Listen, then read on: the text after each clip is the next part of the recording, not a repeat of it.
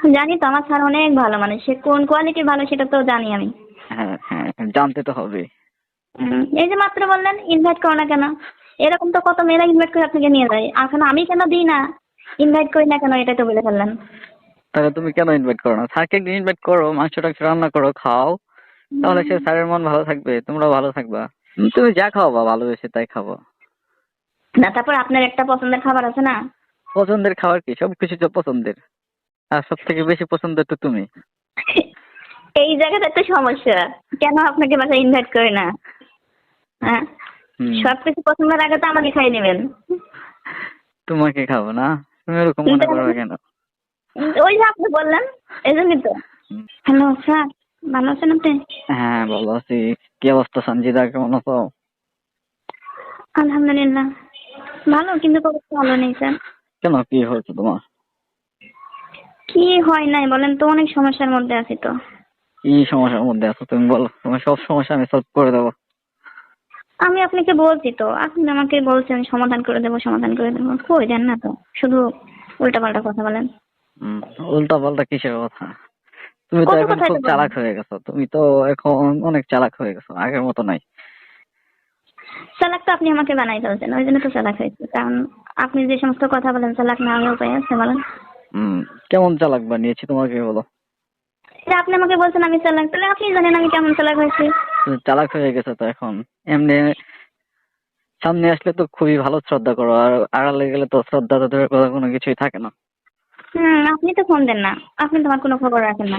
আপনাকে ফোন দিয়ে কত চেষ্টা করি, আপনি কথা বলতে চান না, খালি পাঁচ মিনিটে চলে যান। বাসায় ইনভাইট করো, দাওয়াত করো। ওইটা তো খুব ভালোই পারেন, বাসায় ইনভাইট করি আর সবই হোক, ভালোভাবে হয়ে যাক না। আপনি তো ভর্তি, ইচ্ছা মতো ইনভাইট করে যাইবেন না। কেন, বাসায় বাসায় গেলে কি মানুষ এনজয় করার জন্য যায়? এনজয় তো কত প্রকার বোঝেন না, খাওয়া দাওয়া কথাবার্তা রান্না এগুলো তো এনজয়। তা আপনি বাসায় নিয়ে আসে শুধু, আমি কেন এগুলো ঝামেলা ধরাতে যাবো বলেন? আপনাকে বাসায় আনা মানে ঝামেলা ধরানো।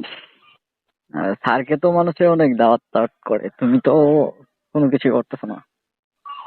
আমি তো অনেক চেষ্টা করি আপনার সঙ্গে কথা বলার জন্য, আপনাকে তো পাই না। আপনি তো সবসময় পাচ্ছেন কাটে বেড়ান, কি জানি না আবার কারোর সঙ্গে কি শুরু করছেন নাকি আল্লাহ জানে। এদিন তো আমাকে দেখি কেয়ার টেয়ার করেন না দেখি। কারোর সাথে কি শুরু করবো? তোমার স্যারকে কেউ ওরকম মনে করো? হয়তো মনে মাঝে মাঝে তো ওরকম মনে হয়। না না, তোমার স্যার অনেক ভদ্র, অনেক ভালো মানুষ। জানি তো আমার স্যার অনেক ভালো মানুষ, সে কোন কোয়ালিটি ভালো সেটা তো জানি আমি। হ্যাঁ হ্যাঁ, জানতে তো হবে। এই যে মাত্র বললেন ইনভাইট করো না কেন, এরকম তো কত মেয়েরা ইনভাইট করে আপনাকে নিয়ে যায়, এখন আমি কেন দিই না, ইনভাইট করি না কেন, এটা তো বলে ফেললেন। তাহলে তুমি কেন ইনভাইট করো না? স্যারকে একদিন ইনভাইট করো, মাংস টাংস রান্না করো, খাও। তাহলে সে স্যারের মন ভালো থাকবে, তোমরাও ভালো থাকবা। আমি ছাড়া তো অনেক জায়গায় তো জানতো, অনেকে তো আপনাকে ইনভাইট করে, আমি জানি তো। না না, তোমরা স্যারের মন টন ভালো রাখো না, ভালো রাখলেই তো সবকিছু ভালো হয়, কাজ কাম সবকিছু তো সমাধান হয়ে যায়, তাই না? ভালো রাখি তো, ভালো রাখি না মানে? কোথায় ভালো রাখতেছো? স্যারের স্যারকে তোমরা কোনো কিছুই মনে করো না। অফিসে আসলে তো অনেক শ্রদ্ধা, বাইরে গেলে কোনো শ্রদ্ধা নেই। স্যার এটাই তো নিয়ম, অফিসে যদি বাবাও থাকে তবু তাকে স্যার বলেই মানতে হয়, আর বাসায় গেলে তো তখন তো বাবা আমি আলাদা সম্পর্ক। এমনি ভাবে স্যার আছেন, আপনি অফিসে আছেন, বাড়িতে কোনো স্যার নাই। হুম, হ্যাঁ, বাইরে স্যার নেই। স্যার তো স্যারই, স্যার অফিসে বাইরে বিছানায় খাটে সব জায়গায় তো একই, তাই না? বিছনায় খাটে সব কিছু, স্যার তার বলে সারা শুনে খারাপ কিছু করা যায়? স্যার তো এটা কখনো মানে না। স্যার কেন মানবে না? মানে না তো স্যার। কেন? স্যারের সাথে সবকিছুই করা যায়, সবকিছু শেয়ার করা যায়, মন খুলে বললেই হয়। শেয়ার করা যায়, শেয়ার শেয়ার করা যেতেই পারে সবকিছু, কিন্তু তাই বলে এই না যে বাসায় আমি তাকে ইনভাইট করবো, ইনভাইট করার ভিতর তো অনেক সমস্যা। কেন, তোমার হাজবেন্ড বাসায় থাকে না? হাজবেন্ড থাকবে, সমস্যা কি? স্যারকে একদিন খাওয়াইলা, দাওয়াত করলা। কি খাবেন, কি খাইতে যাচ্ছেন বলেন তো শুনি। তুমি যা খাওয়াবা ভালোবেসে তাই খাবো। না, তারপর আপনার একটা পছন্দের খাবার আছে না? পছন্দের খাবার কি? সবকিছু তো পছন্দের। আর সব থেকে বেশি পছন্দের তো তুমি। আর সবকিছু পছন্দ হলে আমি কি সবকিছু আপনাকে খাওয়াতে পারবো? না, বলতেছি সব থেকে বেশি পছন্দের তো তুমি। এই জায়গাটা তো সমস্যা, কেন আপনাকে বাসায় ইনভাইট করে না? হ্যাঁ, হুম। সবকিছু পছন্দের আগে তো আমাকে খাইয়ে নেবেন। তোমাকে খাবো না? তুমি ওরকম মনে করবে কেন? ওই যে আপনি বললেন, এই জন্যই তো। হুম। সব থেকে বেশি পছন্দের তুমি হলে কি তোমাকে খেতে হবে? তোমার হাজবেন্ড আছে না, তোমার সাথে আমি কি অন্য কোনো রকম অন্য কিছু করতে পারি? আর আমি তো ওরকম না। না, আপনি ওরকম না, করতে পারেন না, আবার করার তো বাদও রাখেন নাই। কত জায়গা তো কত কিছু করলেন। না আমাকে তো কতবার ইনভাইট করছেন আপনি, কিন্তু আমি তো আপনার কথায় কখনো রাজি হই নাই তাই। না, তোমাকে ইনভাইট করছি, চলো চা খাই, কফি খাই, মার্কেটে যাই, এইসব বলছি। তোমাকে তো নিয়েও গেছি। কেন, আমার মাঝে কি খারাপ কোনো কিছু পেয়েছো তুমি কখনো? আমার সঙ্গে আপনি খারাপ এরকম কিছু পাই নাই, কিন্তু আমি শুনছি কিছু আপনি কয়েকটা নাম বলবো না, নাম বললে সমস্যা। ওদের সঙ্গে ভালো টাইম পাস করছেন, ওরাই একদিন গল্প করতেছিল শুনলাম, আমার বান্ধবীরা। তাই? ওদের সাথে টাইম পাস করছি আমি, ওরকম অন্য কোনো কিছু করিনি তাদের সাথে, বুঝতে পেরেছো? হুম, কোনো কিছু করেন না। হ্যাঁ হ্যাঁ। আচ্ছা যাই হোক, এখন কোথায় আছেন এখন? কেন, তোমার বান্ধবীদের মুখে কি শুনেছো? যা করছেন তাই শুনেছি, আমার মুখ কি শুনতে করেছি? যাচ্ছে খারাপ কথা।